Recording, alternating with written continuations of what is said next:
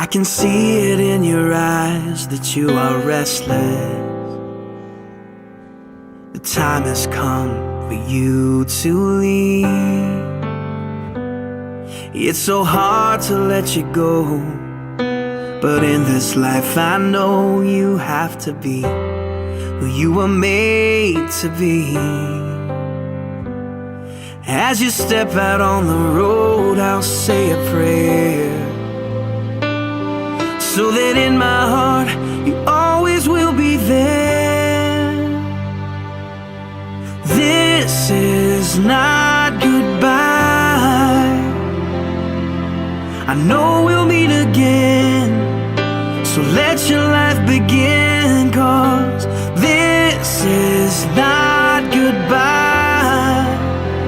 It's just I love you to take with you until you're home again.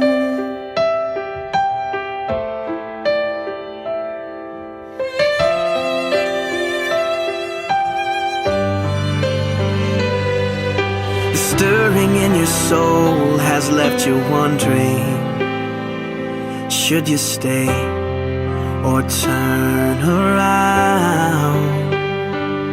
Well, just remember that your dreams, they are a promise, that you were made to change the world.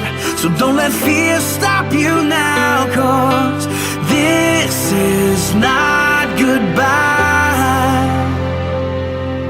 I know we'll meet again, so let your life begin, 'cause this is not goodbye. It's just I love you to take with you until you're home again. Oh, I know the brightest star above was created by the one who loved more than we'll ever know, to guide you when you're lost. What started as a still small voice is raging now, and your only choice is to follow who you are. So follow who you are, 'cause this is not goodbye. I know we'll meet again. Oh, this is not goodbye. I know we'll meet again, so let your life begin, 'cause this is not goodbye. It's just I love you to take with you until you're home. It is I love you to take with you until you're home. It is I love you to take with you until you're home again.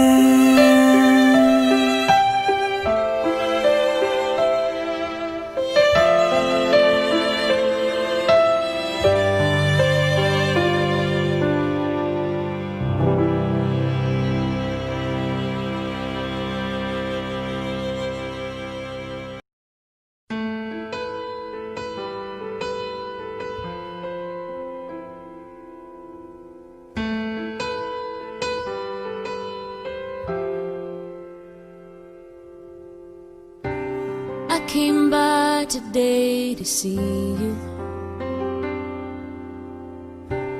Oh, I had to let you know. If I knew the last time that I held you was the last time, I'd have held you and never let go. Oh, it's kept me awake nights wondering. I lie in the dark just asking why. I've always been told you won't be called home until it's your time. I guess heaven was needing a hero somebody just like you, brave enough to stand up for what you believe and follow it through. When I try to make it make sense in my mind, the only conclusion I come to is that heaven was needing a hero like you.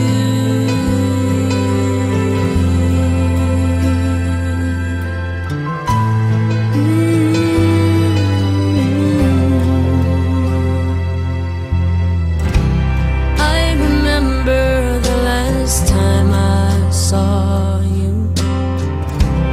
Oh, you held your head up proud. I laughed inside when I saw how you were standing out in the crowd.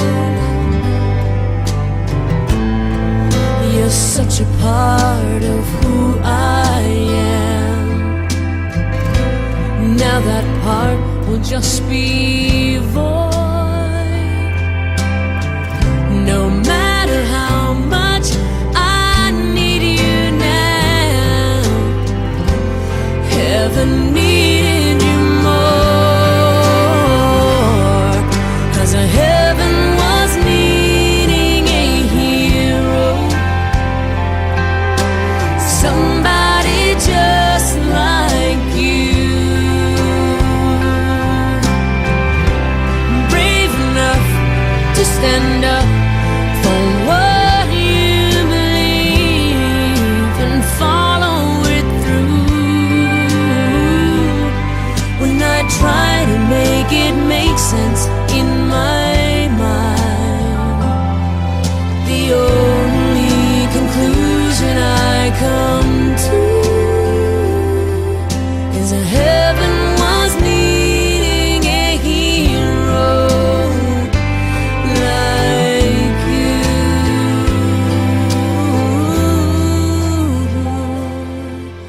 Yes, heaven was needing a hero, and that's you.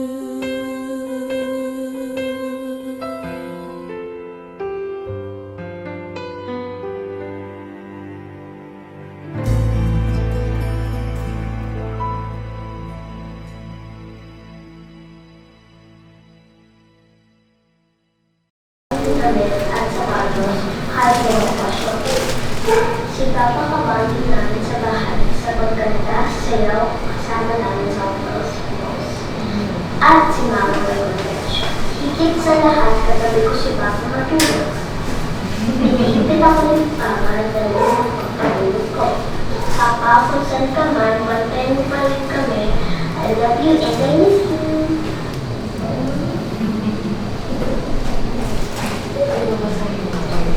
Thank you po sa lahat ng pumunta ngayon para i-celebrate ang buhay ni Papa. For today, he is free of pain and finally home.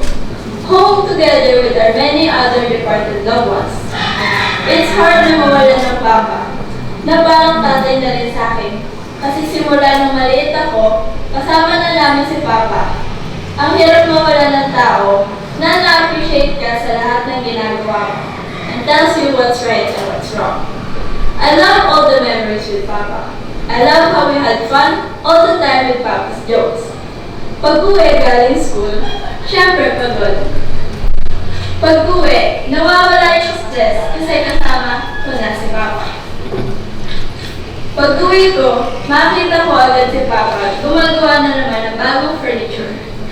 Ikikiss ko siya, then sasabihin ko, Papa, para sa yung ginagawa mo? Sabi niya, ikukulong kita dito. Tapos bigla niya sasabihin, ba't date yung dumating? May ka-date ka, no? Beauty tayo ko yun. Then magdi-dinner kami ni na Papa at Ate Clara. Lagi kami tatawanan sa jokes ni Papa. Tapos pagdating ni Mama, matutulog na kami. bigla niya kaming yayakapin ng mahigpit. Then naalala ko nung nasa mall kami, nila Papa, nung nag-iikot kami ni Loris, nag-i-imagine kami na paano kaya kung mabili natin lahat ng gusto natin. Maya-maya, lumapit si Papa sa amin. Sabi niya, bilhin niyo na kung anong gusto niyong bilhin. Sobrang sila namin ni Loris kasi ini-imagine lang namin yung kanina. Kaya sobrang blessed and thankful ako na magkaroon ng Papa na palagi kami pinapasaya pag malungkot. Lagi kami inaatupag at iniisip. At sa mga advices niya na sobrang nakakatulong at magagamit natin parati. And lastly, hindi ko makakalimutan ang final joke niya sa akin. Na di ko yung nakakala na last na. E di nakahiga si Papa kasi may sakit na siya. Nasa sala ako sumasayaw ng TikTok. Nakabukas yung pinto, so nakakita niya kung anong ginagawa ko. Pagdating ni Mama, sabi niya, "Ba, hindi naman nag-aaral si Eunice, sumasayaw lang." Sumayaw sa kama ng ganito. Lagi na ako sinasabayan pag sumasayaw ako. Lagi ko niyayaya si Papa every lunch and dinner para kumain. Kaya this past few months, every time na kumakain ako mag-isa, napapaluha ako kasi di ko na siya makakasabay kumain. Kaya lagi kong favorite ang Sunday kasi kumpleto kami. Pero di ko ma-imagine na di na may kumpleto. Pero kahit di ka na namin nakikita, alam kong lagi mo kami binabantayan. All my life, I'll keep with me the memories of us and how lucky I have been to have a Papa smiling at you. Papa, the past days have been difficult, but seeing you suffer and then watching you leave us is the toughest part. I'm writing this because I want to tell you that you're so strong. I'm writing this because I want to say thank you. No matter how sick you were, all you wanted to do was to make sure I felt well. Thank you for loving us the way that you did. You were such an amazing Papa to all of us. You made it to the point that you have a relationship with all your apos. From the eldest to the youngest apo. We will always have the best stories of you. I wish I could apologize for anything I could have done better. I wish I could thank him again for being the best person that ever supported me and believed in me. My heart is heavy with grief and my soul feels lost. Share ko lang yung mga ibang memories namin ni Papa na sobrang memorable. Si Papa, simula bata ako, hindi na ako pinabayaan. Kami lagi yung madalas magkasama. Yung tipong kada Sunday, kapag kakain, kami lagi yung magkatabi. Lagi talaga kami magkatabi. Lagi ko siya inaakbayan, nahawakan. Sa kanya ako lagi nakahawak. Pag dinner, ganyan, magkakain, kami din lagi magkatabi. So, siya yung laging nagbabalat ng hipon ko, nagtatanggal ng tinik sa isda, yung mga gano'n. So, sobrang lagi namin magkasama, sobrang memorize na ni Papa kaming tatlong mga apo niya. Hindi po alam niya kung anong kinikrave namin, anong fast food gusto namin kainin, ano yung mga gusto naming baon. Siya laging pumipili nun, sobrang memorize na kaming tatlong. Tsaka sobrang marunong siya makiramdam. Yung tipo, sorry. There is one time, nakatingin ako sa magandang bike. Magandang bike, tapos hindi ko naman iniisip na malang araw gusto kong makuha to, parang gano'n. Nagkadaan ako sa bike na yun. Hindi kasi ako mapalahingi kila Mama at kay Papa. Sobrang mahihain ako. So, nakatingin lang ako sa magandang bike na yun. Tapos biglang may bumulong sa akin. Gusto mo pala. Yung nakala ko, joke lang. Tapos biglang umuwi ako, ang saya-saya ko kasi may bike na kami dala-dala. Sobrang na-appreciate ko yung mga ganong bagay na kahit na wala siya, basta meron kami at sisaya kami. Masaya na rin siya. Nung bata ako, namamasahe pa si Papa from Antipolo to Ayala. Ako yung madalas niyang kasama. Madalas niya akong kasama sa pagbabiyahe niya. Bali ako yung konduktor niya. Kasi syempre, mahirap yung nagdadrive ka, tapos aabot ka ng, sukli. So, sabihin ko, pa, 50 binigay niya, may susukli ko. Tapos mabibigay niya, yung kung anong dapat mong isakli, tapos bibigay ko. After niya mamasahe, punta kaming ever na SM Ortigas na niya yun. Na parang namasada si Papa para mag-mall kaming dalawa. So, magawa naman si Mama. Ayun. Tapos, kapag gabi, ang bonding namin, sinasakyan ko siya sa likod. Minsan, boat siya, minsan, bridge siya, minsan kotse. Depende sa mood ko. Tapos, wala. Sobrang saya ng lolo. Yung tipong, okay lang na pagtikman namin siya. Kung ano-anong ginagawa ko sa buhok niya para lang maging katawa-tawa siya. Tapos natawa na rin siya. Ganun yung bonding namin. Tapos, kapag wala kaming magawa sa bahay, lagi kami nasa SM Taytay. Lagi niya kami niyayaya. Papasok siya ng kwarto, sabihin niya, Kram, bis ka na. Bakbo tayo. SM Taytay. Siyempre, bis agad kami. Araw-araw, ganun. Sobrang sarap sa ears na, ayun, kada rinig ko ng mga ganong, yayayain niya kami sa mga mall, ganyan. Tapos, lagi kong gustong kausap si Papa. Yan yung tipong magtatanong ako na kahit alam ko na, makakapagkwentuhan lang ako sa kanya, or, ano yan, makausap ko man lang siya. Matagal. It breaks my heart that I will never get the chance to do that with him again. He gave us the best memories to remember him. Sobrang sakit nga kasi halos lahat ng furniture namin sa bahay siya gumawa. So, kada makikita ko yung mga furniture na yun, maaalala ko yung mga oras na ginagawa niya ko yung mga furniture na yun. Iba na rin sa feeling yung pumasok ka sa van, tsaka kung makikita ko man yung van, iba na sa feeling eh. Kasi wala si George na nakikita. Iba lang sobrang lang. Nung minamasahe ko si Papa, kasi nangihina na siya. I saw him crying. Pero, ayun, iniiwasan niya umiyak, umingin siya sa taas, sa mga pintoy para hindi siya maluha. Doon ako nakaramdam na nakakaramdam na siya, na hindi niya na kaya. Sobrang sakit ng mga araw na yun. Tapos, nung may sakit na siya, madalas kasi siyang nagkakalagnat. So, ako yung pumupunas sa kanya. Kada punas ko sa kanya, sabihin niya, thank you, Clam. Yun yung pinaka nakakatulong na boses na narinig ko sa kanya. Tapos paulit-ulit kong narinig yung thank you, Clam. Si Papa, siya yung lalaking sobra-sobra magmahal. Na yung tipong hindi siya humingi ng kapalit. Kung makikita niyo lang kung paano siya yumakap, magbigay ng halik, kung paano siya magbigay ng mga bagay ng hindi naman namin hihingi, katulad ng bike. Kung paano siya makipagbiruan sa amin, kahit corny, dad jokes, gano'n. Si Papa, hindi siya madamot sa pagbibigay ng oras sa amin, sa pakikinig sa mga problema namin, pagbibigay ng time, sa mga nararamdaman ko. Hindi siya madamot intindihin ako.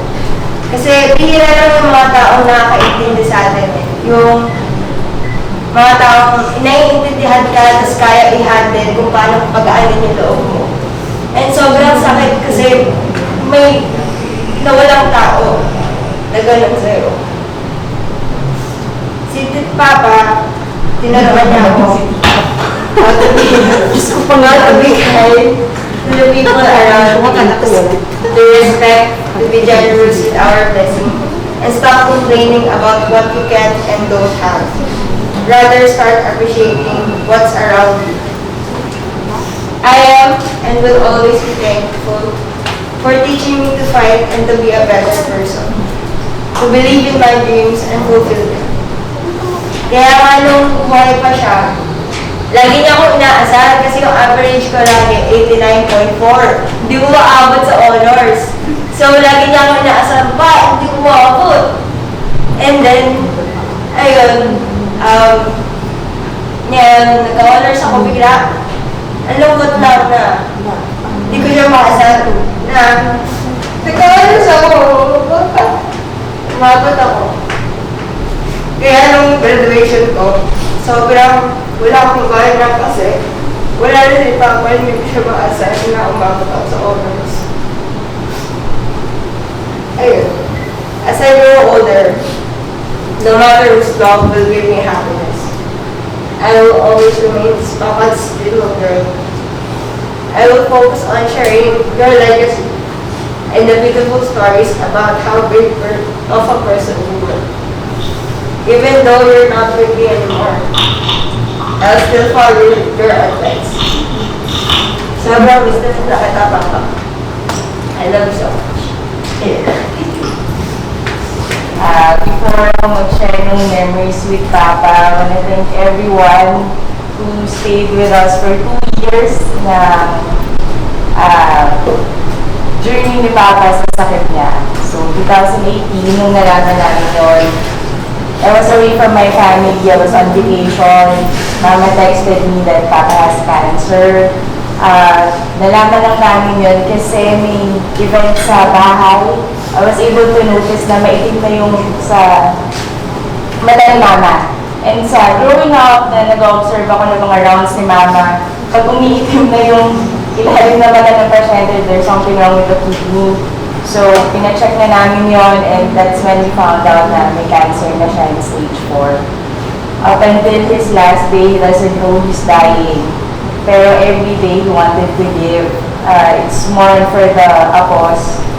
Kasi yung pagbawi ni Papa sa oras na nawala sa amin ng sa aming magkapatid, binawi niya yun sa mga apo niya. So, ang memory ko kay Papa, it's more tough love. More tough love kasi hindi lumaki si Papa sa madaling buhay. All his life, he needed to prove something, and falling in love with a doctor is not easy kasi you have to prove sa family noon na kaya mo na maibigay lahat what they were able to provide, and Papa's trying hard naman. Making sure na nasa tama lagi. Dapat nasa custom si Papa, pero dahil maraming kamalian doon, he wanted to do the right thing na nababayaran siya. So, Mama and Papa went abroad sa Oman para makapag-start. So, nabigay yung buhay namin. When they pagbalik, 10 taon nang nawala sa aming magkapatid para mapundar yung kung anong nang meron kami ngayon. Sa 10 taon noon, hindi namin talaga ganun kakilala ang magulang namin. Alam lang namin na dapat pag Pasko, mabait kami kasi bilang lang yun 3 weeks, or swerte kami kung 1 month kasama namin, it's either Mama or Papa. Hindi sila pwedeng sabay umuwi ng Pilipinas. Pag kay Papa, dapat sobrang disiplinado ka, dapat tama yung lahat ng galawan mo kasi yun lang yung oras niya na itama o ipabuti yung landas ng anak niya. After 10 years, umuwi si Papa, doon nagsimula ang Hitler ng buhay ko. Hitler, bakit? Kasi tough love nga, diba? So, 4 a.m., gigising kami magkapatid. Tuturuan niya kami paano maglinis ng FX gamit ang perla na bareta. Dapat ang paglakad mo sa FX ay pantay. Pag pumilit siya, may marka, patay ka. Pero, ang ibig sabihin lang kasi nun, gagawa ka lang ng trabaho. Hindi man namin gustong gumising ng alas 4, pero yun ay para maintindihan namin na hindi pala madaling kumita ng pera. Pinag-aaral ako sa assumption at yun ang trabaho niya. And he was able to do that. Hindi madali yun, makikipagsabayan ako sa mga sosyal kong kaklase. And a part of me nahiya na pag tinatanong ano trabaho ng nanay mo, doktor, ano trabaho ng tatay mo, medyo may silent ako. hindi mo masabi. You're not proud. I was young then and stupid not to realize na it's something to be proud of. Walang ginagawa ng tatay ko, hindi tama lang. And ano pa ba? Sabi ni Klang, sumasama siya sa pagpapasada. Sumama rin kami ni Kuya. Ang ruta nung kay Klang, ang panahon ng Antipolo Ayala. Kami ay Antipolo sa Central. Na 40 pesos lang pag pumila ka sa terminal ng Antipolo. Hindi pala madali, si Klang napapakain kami, wala diretso, tuloy-tuloy masama ka. Tatalaw nga eh.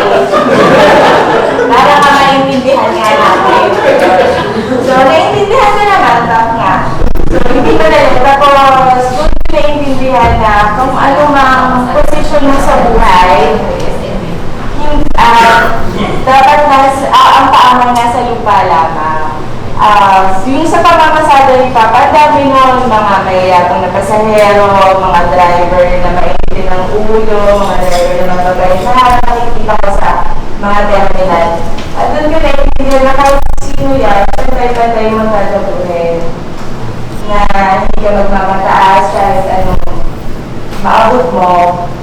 Kaya more on doon ako sa mga drivers, sa mga tumulong sa atin, sa mga kasabahay, na sobra-sobra akong iba yung treatment ko, hindi, kasi lagi po yung nakikita iba siya, iba sa pagdating sa mga gano'n.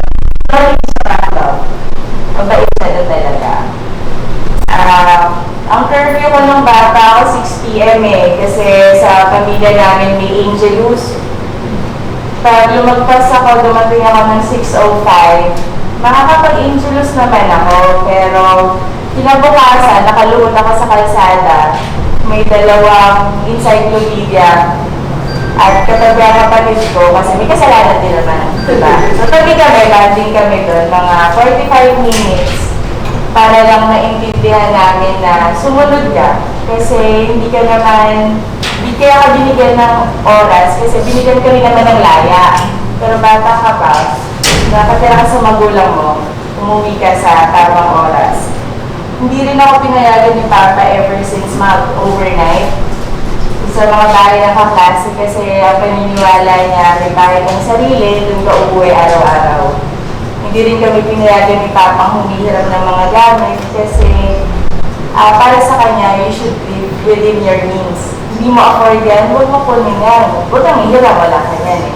Which is totoo naman. But younger years, I wouldn't able to understand that. Ang barkada ko nakakagimik, hindi ko alam ang Eastwood, kailangan ko tumakas kina mama para makarating doon.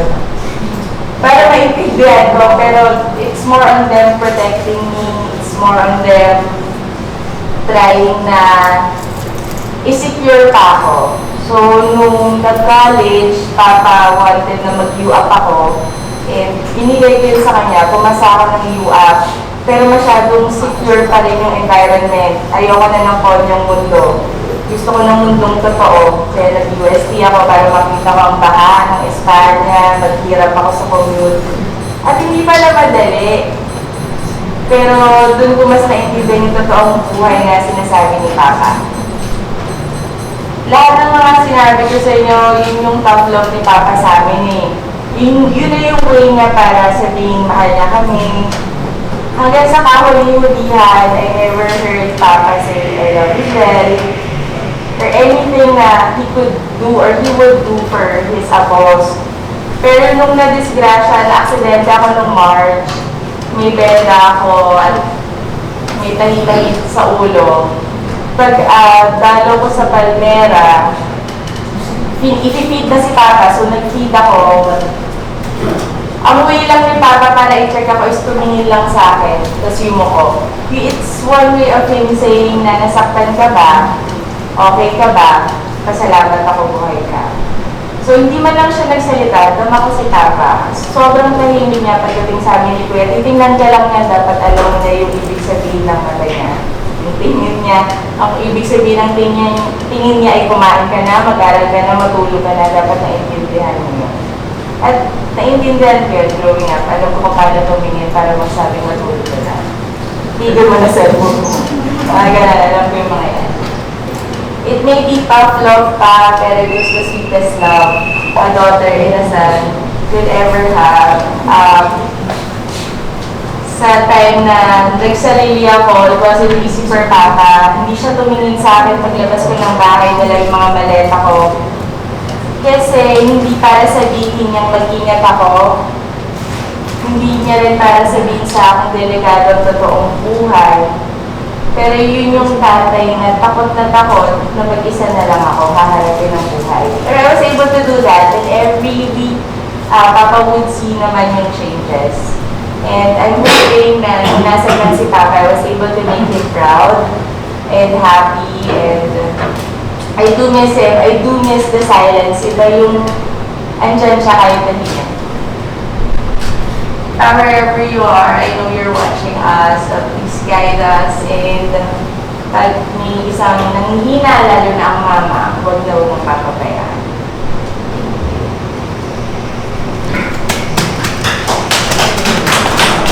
Struggle. Maybe Mang George, Mang Cesar, Mark, some of the mentors that I always see, Angel, and I'm sorry for the other guys that I haven't mentioned. But I really appreciate the time and support and the love that you showed to us during our struggles.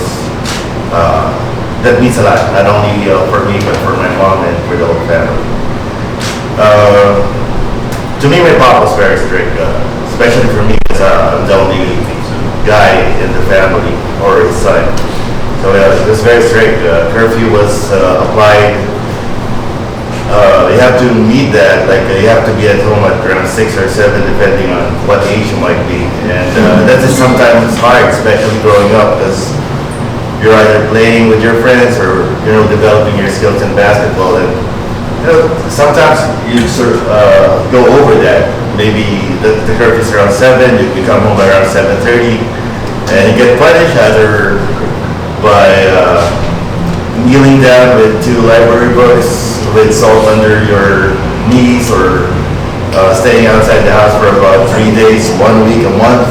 And that's kind of crazy, but in the long run, I realized that it was a good thing. But growing up, you wouldn't feel like that.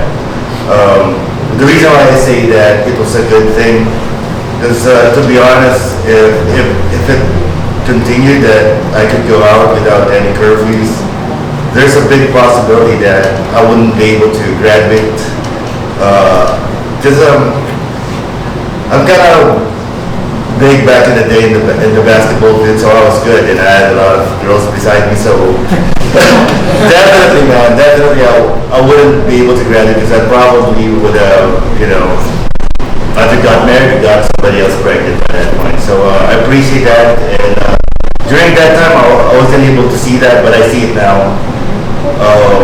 I was able to graduate, make a living for myself, but if I only was able to finish high school or like first year college, then there's a big possibility that you just end up maybe doing a janitorial job or a dishwasher or stuff like that. So thank you, Pops, for, even though it was a strong love, or we didn't really show much affection towards one another. But in the end, I know you just wanted what's best for us. And like what Angel said, my younger sister, yeah, there's, like, just seeing his face, you would know if it's a good thing or a bad thing. Just seeing his eyes, if it's glaring at you, then that means you're doing a bad thing. But, when it's something kind of mellow, then it means that he does care, even though he doesn't really say any particular word. You already know. It's like a psychic thing between us three. So, yeah. I'm very grateful that even though you didn't really show us, that physical love for your daughter and son, but at least you showed that to my daughters, and that meant a lot to me. At least, in a way, if sabi nga nila in Tagalog, iba yung pagmamahal sa anak, iba yung pagmamahal sa apo. And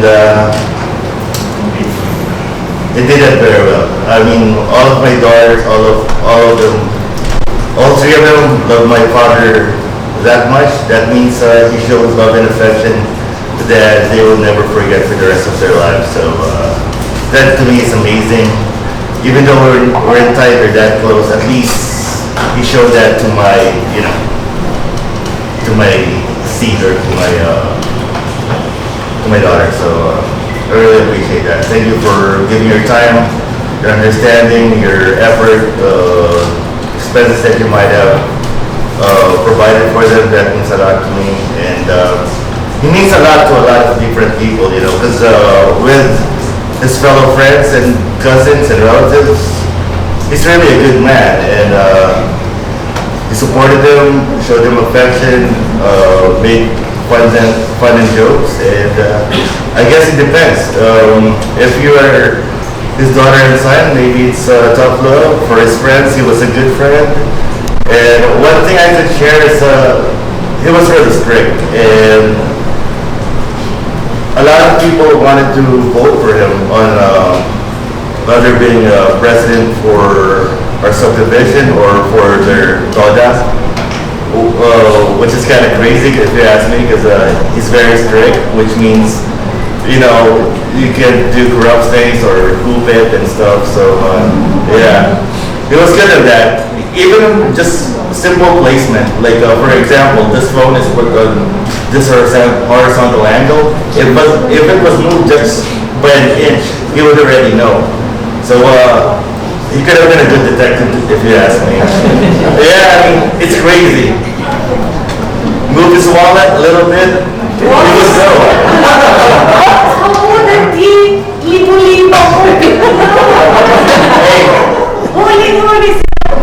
It's not even me.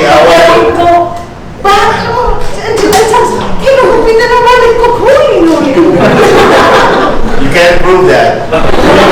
You weren't there. Plus, she's only the one got caught, so she's probably did it.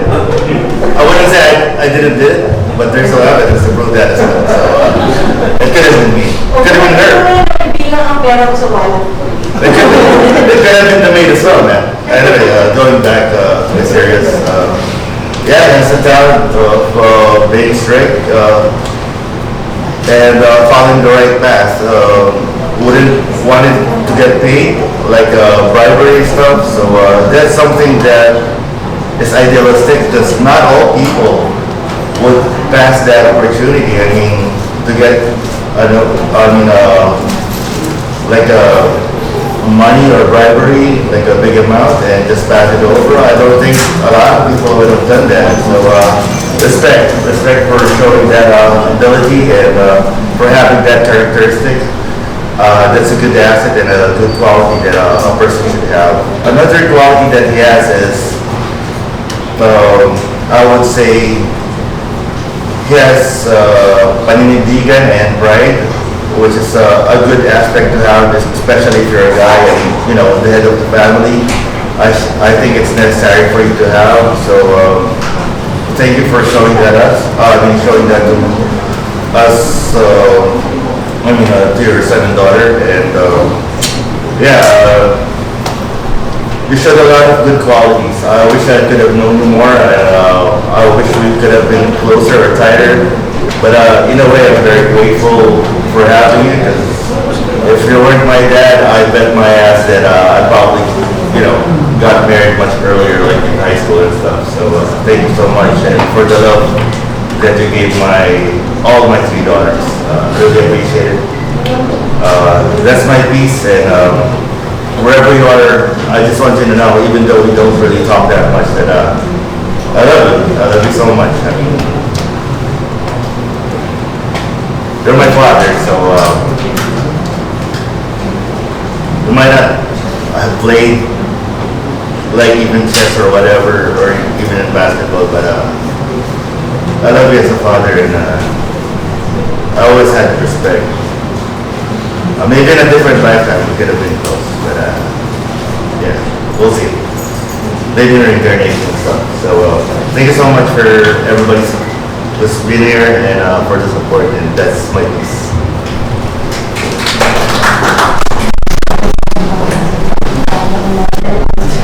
So ako siguro, recapitulate ko lang and very short yun, hour.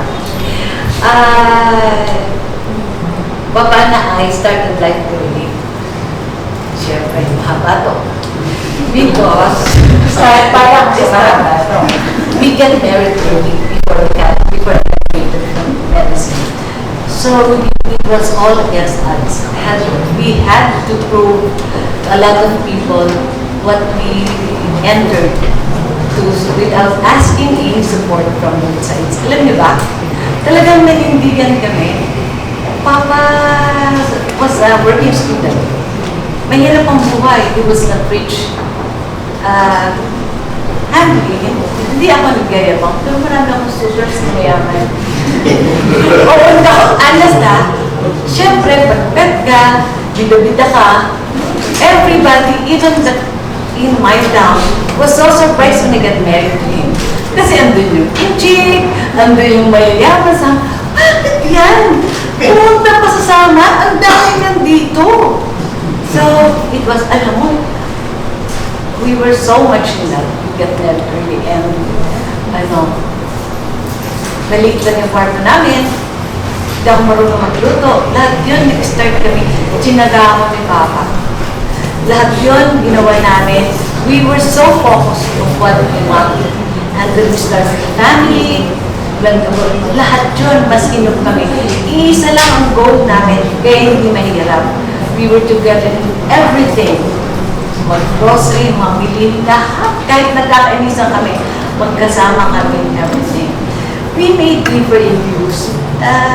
There are lots of things na hindi niya alam na I have to cover up, much to my guilty feelings, but I have to cover up sa lahat ng kalokong ginagawa ni Paulo para lang sasabihin na kayo kadiminan kasi ikaw talagang uno kang nanay, lalo na pag nangyayari ang kasalanan mo lang, ako na lang.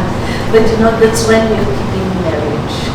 Kasi if we, sabi nga, it's not always na you say the truth. If it would mean saving your marriage and making sure your son will not be misled. Kasi kung lahat susundin ko, baka ma-push si Paulo, he might go in the bad company.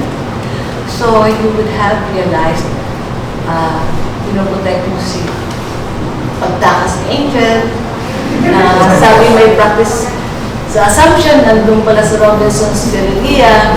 Tapos si Paulo, na inabot ng time, sabi ng review, tinapon ng bag kung saan, hanapin ang katulong. So, there are lots of things, and during the time, busy si Papa sa paghanap niya. I was having my training.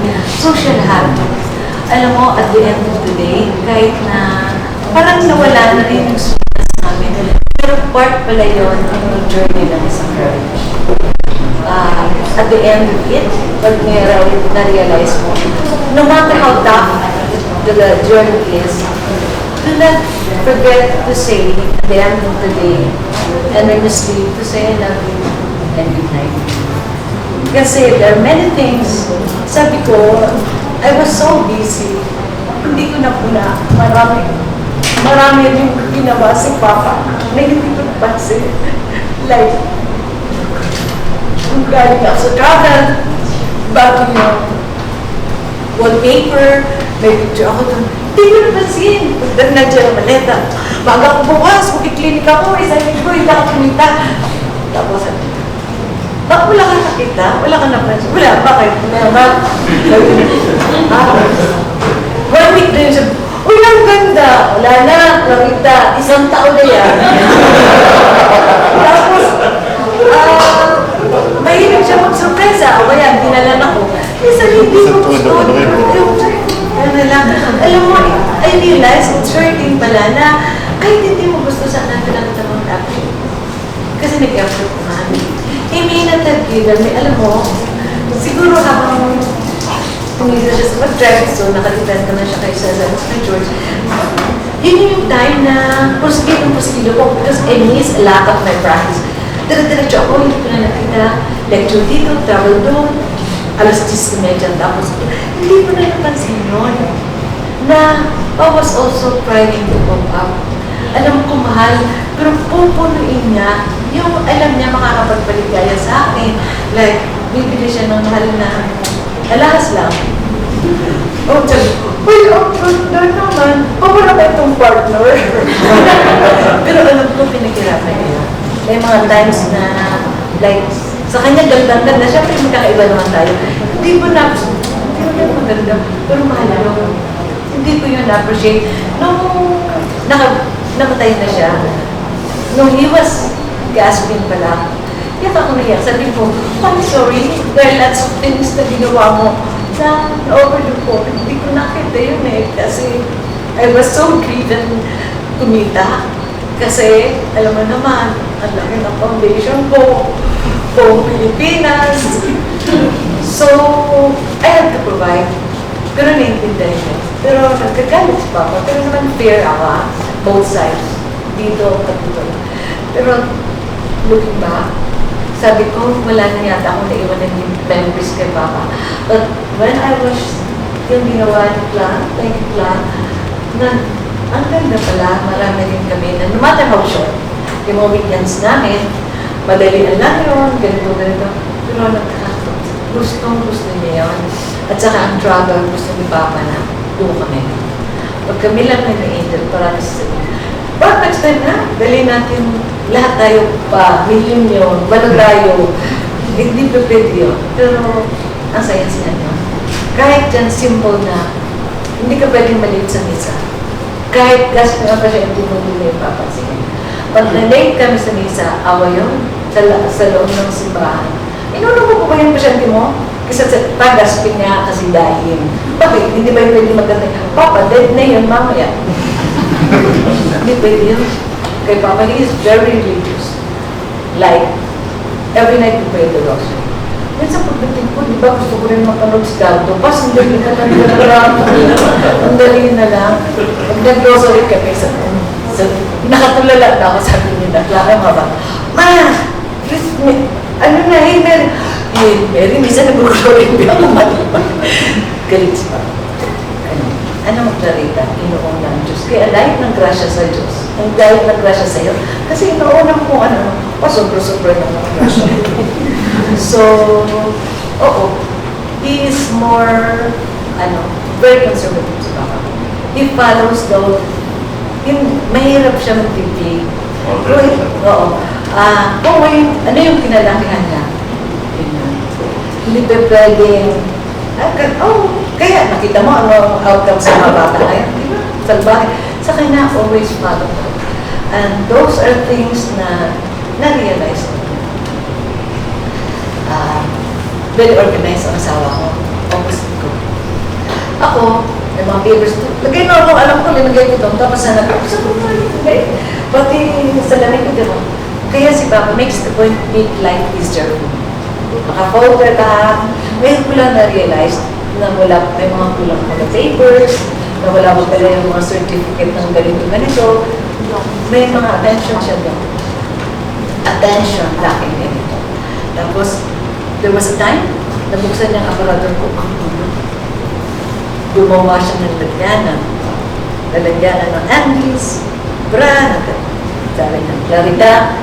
Pag binuksan ko bukas yan, magulo, tapong ko yan. Ayaw ko na kumuha ng pati, ayaw ko na kumuha sa inayos talaga yun. Baka bukas sa pasukanan. Baka, kuha mo ko ng pati, ayaw ko. Kung na sila, hindi ko mag-ayos. That is very tapos. Beds, nakaayos yun. Kaya pag pumasok, lalo na to, ako, si Paulo, hindi ko nalalagyan. Very, very orderly. Napaka-orderly. Everything napaka-ayos nila. Hindi pwede. Ito yung sinabi ni Paulo, kung pagbalik niya, alam niya nagalaw mo. Kahit hindi mo aminin, panindigan mo. Sinabali niya, nagalaw yan. He knows that. And I really miss him. You know what? Sa mga married couples, do not forget to say I love you. Kasi si Papa hindi expressive. Sa 41 years namin, siguro wala pang 20 times nagsabi I love you. But he expresses his love in a different way. Yung i-embrace na niya na very tight, ano na yun eh, napakalalim mo yun sa kanya. Ako hindi, very close. Hindi ako, mahal ako. Kaya nga nung hinahag ko siya, nasabi niya, napapagod ka na. Kasi hinang-hinan, sabi ko, pag hindi. Napagod ako, pero gustong bumalik dahil lang ang hindi para sa'yo. Sabi niya, sorry. Hindi na. Tsaka, pag naghahagit naman, wala naman sinasabi sa akin na ingat. Pero this time, na hindi na siya nakakapit. Sinabi lang nga, yung Alice, ingat ha. Iyak ako. Kasi pag uwi ko sa gabi, ubanan ako ng sundo. Pag-dream na ako. It's not the question sa pag-dream. Kaya nung paglabas ko, wala siya. Pag uwi ko, lagi na talaga si Papa. At saka yung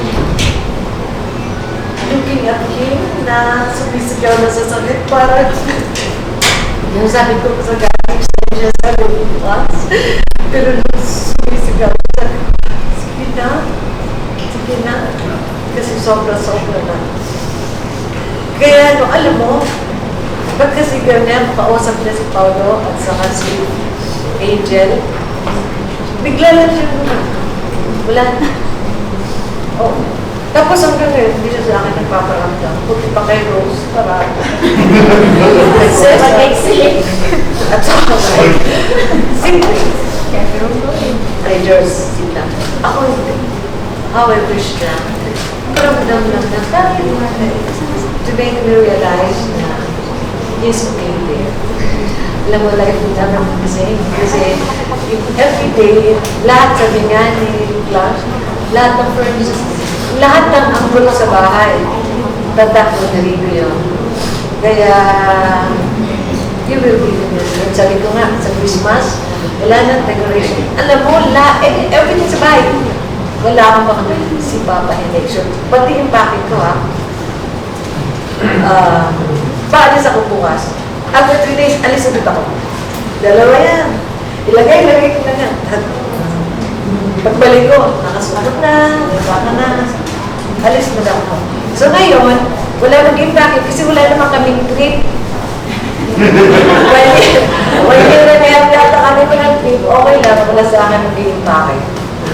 But then, definitely, very difficult, very sad, na he's no longer there. So thank you for sharing with us. I'm hoping na someday this will be a lesson for everybody na pag oras ng Diyos, sabi ko, Father Simon, ganito si Diyos, and start praying. Never ako nagiging sa ko. Hiningin ko lang extension ni Papa na 7 months. Hindi ba ako pinagbigyan? Ang klaseng Diyos yan. Sabi ni Father Simon, it's okay to shout, tell him you're angry. Pero mo siyang mumurahin. Sabi ko, hindi mo ako mumura. Prayer, shouting, and complaining to God is a form of prayer. But do not stop praying. Alam mo ba, Doktora, the best time will always be God's time. Sa iyo, sabi mo, humihingi ka kasi hindi kayo lang usap ni Papa. Pero pag sinabi ng Diyos, it's your time, hindi ka na makakapalamang, dala ka na niya. So, hoping na Papa up there is also happy. Kasi it's his time. Pero alam mo, kung nagpaparamdam siya, disturbed din siguro siya kasi hindi siya ready. I never really laid down na napakapangit na situation niya. Sinabi sa akin ng doktor na, Clara, I'm going to touch your husband. If it reaches February, that's bonus for you.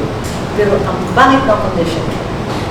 Nung ilagay ko last few days na sa title rooms, in-embrace ako ng Dr. Bakian. Friend, wala ulit ka. Sabi ko, bakit? Wala ulit yung pangit niyo. Sabi ko, Friend, bukayin natin si Papa. Lad, there's such thing that a human person can do. But the rest is divine intervention. Huwag mong kalimutan yan. Alam mo, kung makikita niyo kung paano ako magmakaawa, wala ang BP ni Papa, ang taas na ng level fed ko, nakadaw pa lahat, nag-full blast ako, may blood, hindi tumawag si Papa. Si Papa. Doon mo pala ma-realize, sabi ko nga, itong week, sunod-sunod na buhay ang mga pangit kong pasyente. Pag pumipirma, Kala ko to, puti pa to, buhay to. Ang pangit sa condition ko. Bakit nabuhay? Asawa ko di ko nabuhay. Pag baba ko, o siya, nabuhay, si Papa, wala talaga. Mother of much. Na nagmamakaawa ko sa Diyos ko. But, I'm praying na happy si Papa na hindi na kami gawa. Dahil ng mga bata. Last 3 days niya, paulit-ulit ang mga bata. Kasi, sabi ko, huwag pag-bilis ng lakad mo, baka hindi kita abutan. Dandan lang aabutan kita. Pero naisip ko, ang promise ko yung mga bata, hindi mga baba. Si baby, may pa. Antay ko. I just hope this will be together. Okay, good night. Thank you for sharing the news.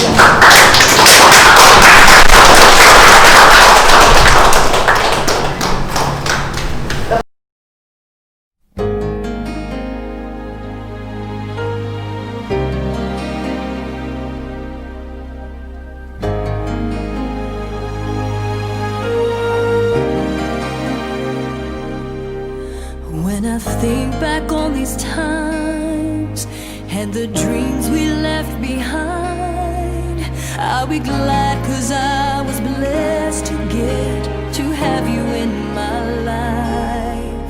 When I look back on these days, I'll look and see your face. You were right there for me.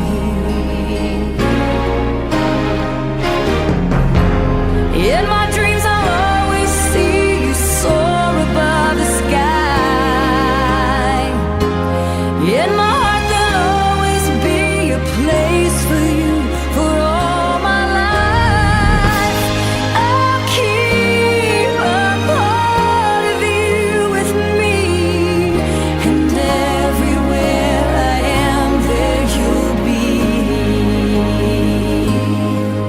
And everywhere I am there you'll be.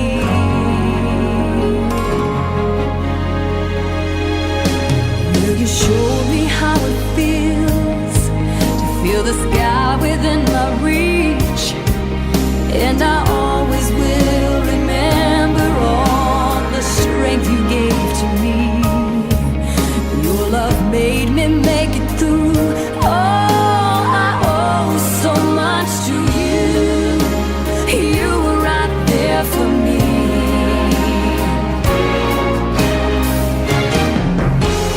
In my dreams I'll always see you soar above the sky. In my heart there'll always be a place for you for all my life. I'll keep a part of you with me, and everywhere I am there you'll be. 'Cause I always saw in you my light, my strength. And I wanna thank you now for all the ways you were right there for me. You were right there for me.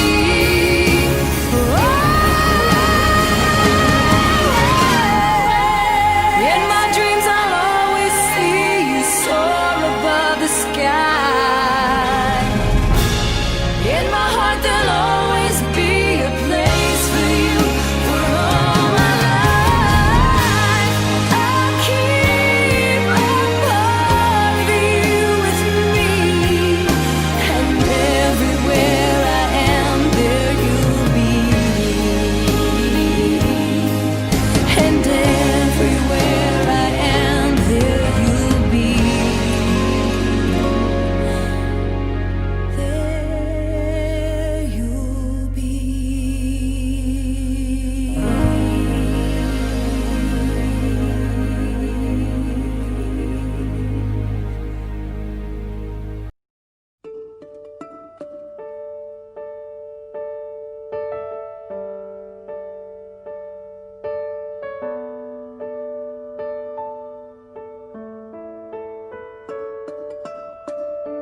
Miss your voice. always miss your smile. Everything about you worth the while. Always wondering where you are. I hope you're with us, near or far. Many questions unanswered. I guess we'll never know.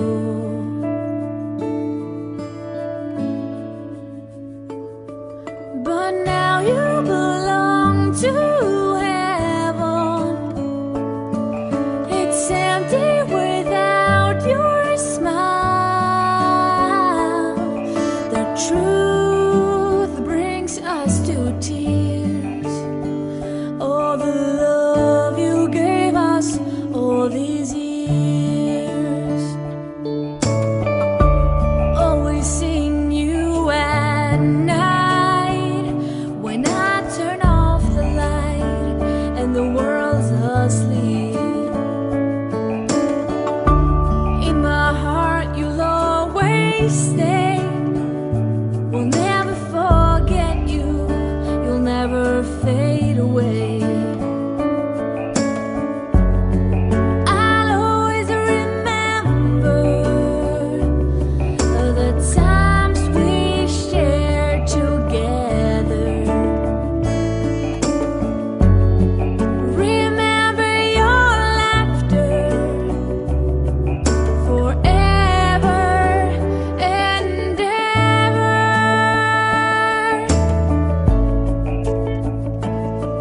But now you belong to heaven. It's empty without your smile. The truth brings us to tears.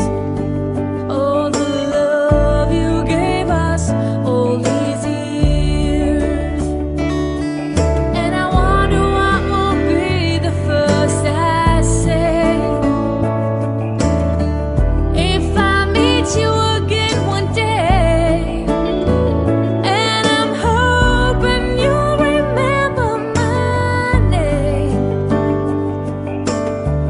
If I see you again.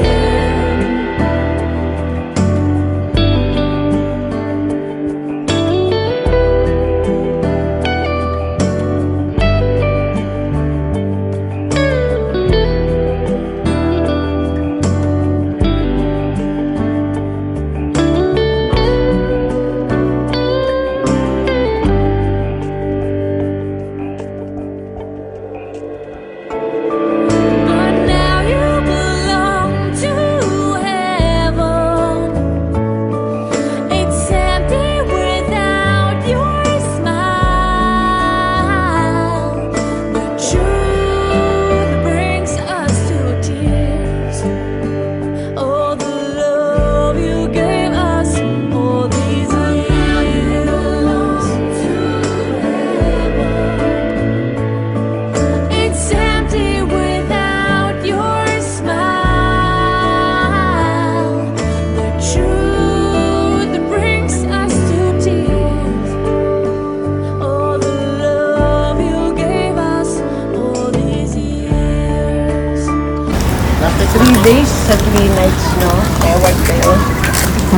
Na pagsama sa amin, it means a lot. Means a lot.